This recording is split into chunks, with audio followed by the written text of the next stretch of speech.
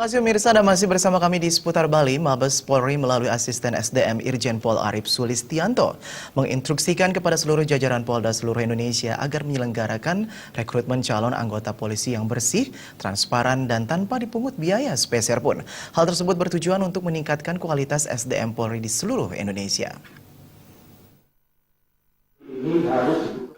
Mabes Polri melalui asisten SDM Irjen Pol Arif Sulistianto menginstruksikan kepada seluruh Polda agar bisa menyelenggarakan rekrutmen calon anggota polisi yang bersih, transparan, dan tanpa dipungut biaya sepeser pun. Siapapun yang merasa mempunyai fisik yang prima, tidak ada gangguan jiwa, dan mempunyai prestasi di bidang akademik, berhak untuk ikut tes masuk calon anggota Polri lewat Polda yang tersebar di seluruh Indonesia. Menurut Karo SDM Polda Bali, Kombes Pol Sungkono, para pendaftar tes masuk anggota Polri akan dikenakan tes-tes sebagai berikut. Di antaranya tes kesehatan, kesemaptaan, tes psikologi, serta tes akademik, yang kesemuanya dilaksanakan dengan transparan, bersih, dan tanpa dipungut biaya apapun.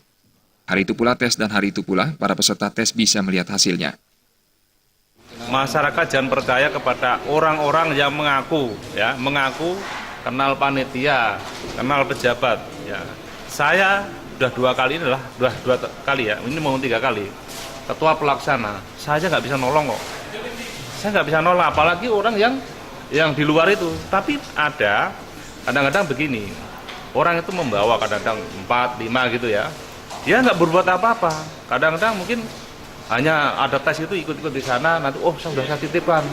Kalau dia itu lulus, ya dapat. Kalau nggak lulus, ya mungkin uangnya dikembalikan atau mungkin dipotong sama dia. Itu yang ada. Karena kita sendiri yang panitia aja susah untuk menolong itu, apalagi orang yang nggak tahu. Jadi saya harapkan pada masyarakat jangan percaya masuk polisi bayar. Masuk polisi tanpa dipungut biaya. Sungkono mengimbau kepada masyarakat agar jika melihat oknum yang menawarkan bisa memasukkan anak mereka lewat jalur membayar sejumlah uang, agar segera melaporkan ke Propam dan Polda Bali.